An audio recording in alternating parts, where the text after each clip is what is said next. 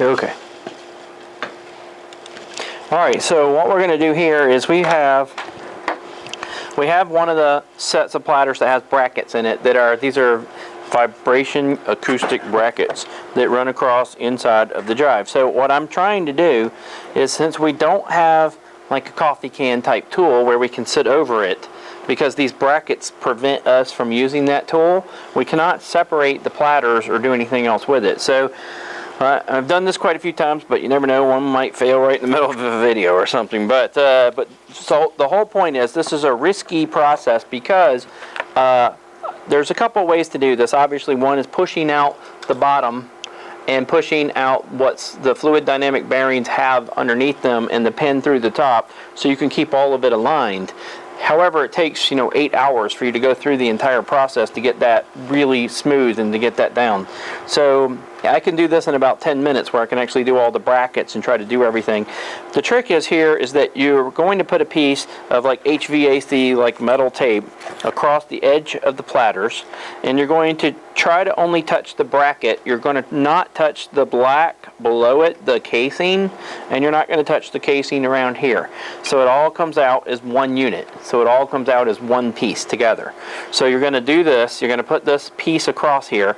Make sure that it's exactly the same size as the top platter to the bottom platter, and then only touches the chrome metal over here.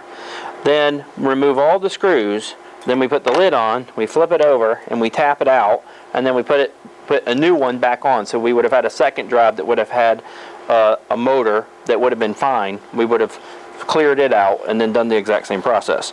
So what I normally do is I just kind of break off a piece that's longer than I need.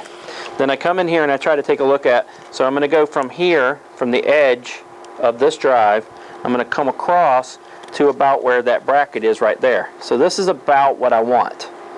So I will then turn around and I'll just kind of rip it there, and then I'm going to cut a piece off of it from there. So I have about this length right here.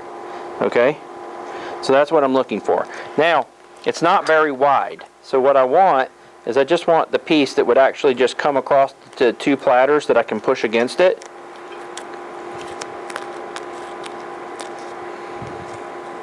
So I'll just cut a nice strip from there.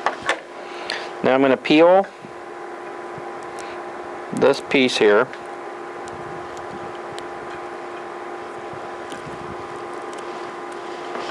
Then I'm going to come in and I'm going to start right here at the edge.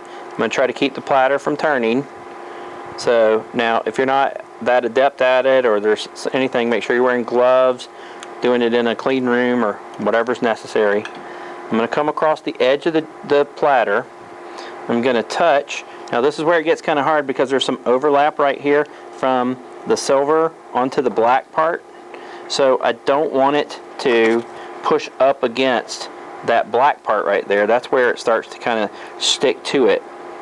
And so I may have to actually like try to cut that piece out so that I have a little bit that's touching the metal but not touching the black part right there. So I'll just kind of get that out of the way. Okay, now I need to make sure that these two platters are not going to get separated. So I'm going to just rub my finger up and down along the edge of the platter like this until I have a pretty good firm grip on it, because they cannot separate. If they separate, then it will be a problem. And then that will kind of screw it. That's where the safety comes in. Now the platter itself here at the edge does not have any data. It's kind of like a CDR for that edge. So there's no data there. So I've got a pretty good grip. I don't want it to touch the bottom. I still do have it touching like a small piece of this black metal right here where it comes across. So you can spend a little more time on your art farm and get that through, but for the demo this will work. So we're going to get all this out of here so there isn't anything touching that piece, and then that should be free and clear when I unscrew these screws. So these screws I'm going to now take and put aside.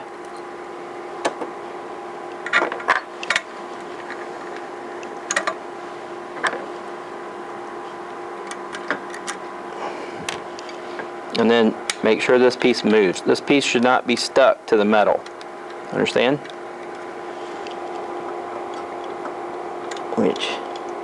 So that should still be free and clear. Okay? Alright, now I'm going to stop the platter from spinning while I do the same thing here. Now, this sometimes you have to be careful with the metal tape right there, because sometimes you'll crunch that metal tape.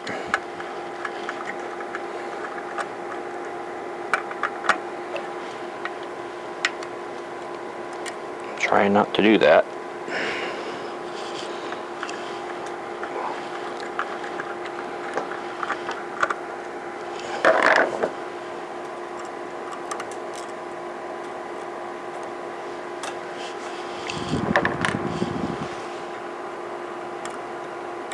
Try to make sure you don't drop your screws on top. I make a better design and put like 20 more screws on it.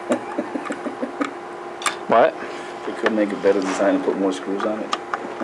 There'll be some that only have one, but there'll be most of these with the brackets have more than one. So could you take, you know, like the case that blank CDs come in and cut something that cut the top so that it would lay on the platter to protect in case you did drop a screw?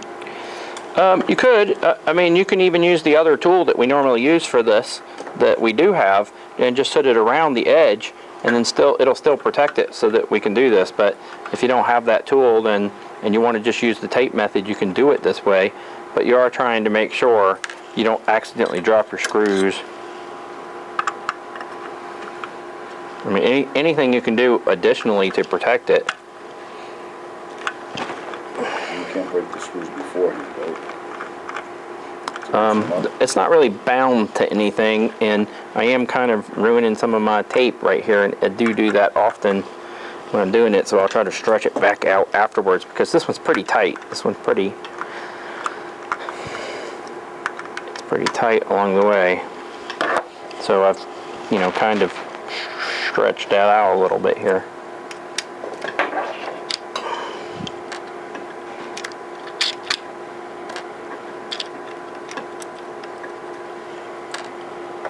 Alright, so I just want to make sure that the platter isn't squished up into the metal. And I generally like those to be attached. I may have to cut another piece, because I popped that. Should work. Oh. Alright, so then the procedure, I get rid of these things so they don't fall out. So then I'll put the lid on like this.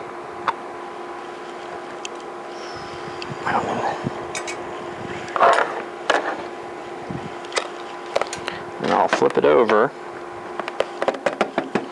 Now, the one thing I want to try to do, there's like a little edge piece, and you have to make sure that that piece lines up with those as you're taking it out, so that it just kind of falls down. So this keeps all the platters together, keeps them aligned, everything's sitting in the lid, nothing's touched anything, I just have the tape.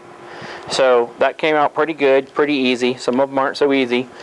I would have done this twice, and now I would have a good motor instead of a seized motor, which is the reason I'd be changing this in the first place. Because if it's just heads, I don't need to change this. So then I do exactly the same thing. Now, there is an alignment for this piece right here. So there's a little pin that goes right here. And I can use that alignment or try to do something else with it later. I'm not that concerned about it, but I just want to keep it out of the way for the time being. So now, when I align these, and I'll have to spin that little cap after I put it in there, because the screw holes line up with certain holes.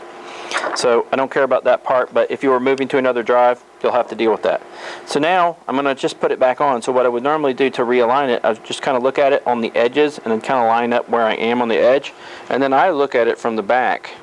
And so I'm sitting here trying to figure out a way to come over, line up the motor over where the platters are, and then I can just get that right back on top and fit right back over the square. After I get that on there, I'll turn it back over and just kind of make sure nothing's messed up its alignment. And now it's all back in its original location. And that's it.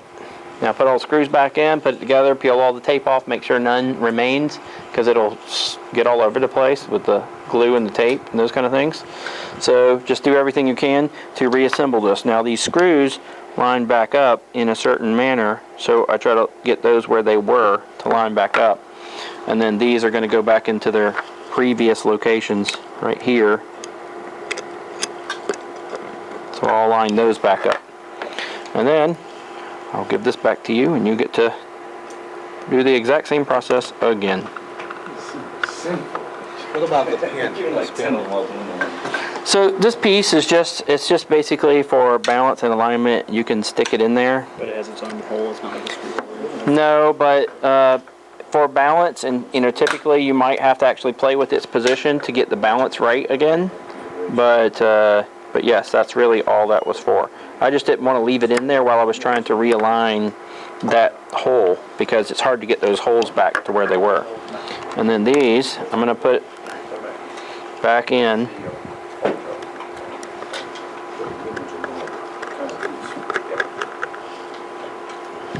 They don't have to be real tight. You can make them just kind of hand tight. Just make sure they don't fall onto the platter.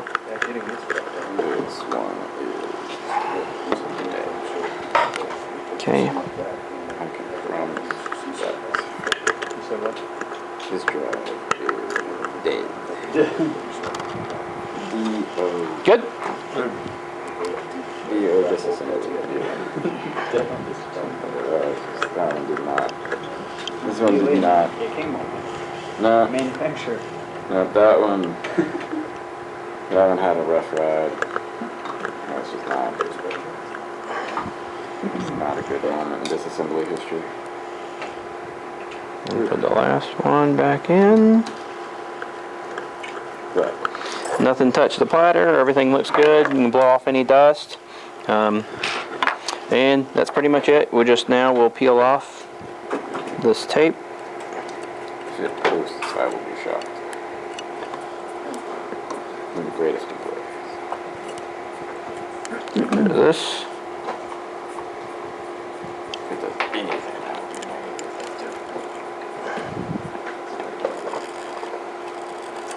Ta-da!